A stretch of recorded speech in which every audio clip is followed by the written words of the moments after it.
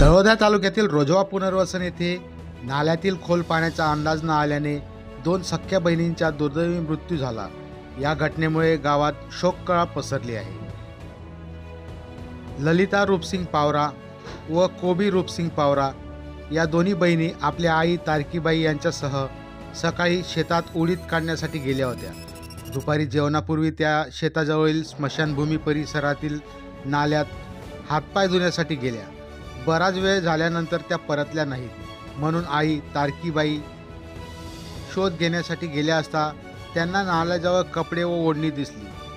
त्यांना संशय आल्याने गावकऱ्यांना त्यांनी माहिती दिली। भाईदास पावरा, खेमजी वसावे, मोगा पावरा यासह गावकऱ्यांनी पाण्यात शोध घेतला असता दोन्ही बहिणी मृत अवस्थेत आढळून आल्या।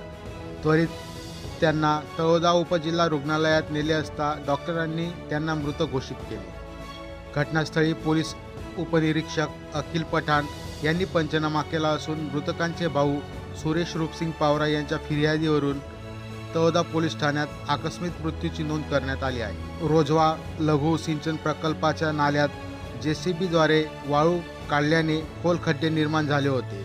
त्याच ठिकाणी साठलेल्या पाण्यात बुडून दोन्ही बहिणींचा मृत्यू झाल्याचा संशय व्यक्त करण्यात येत आहे।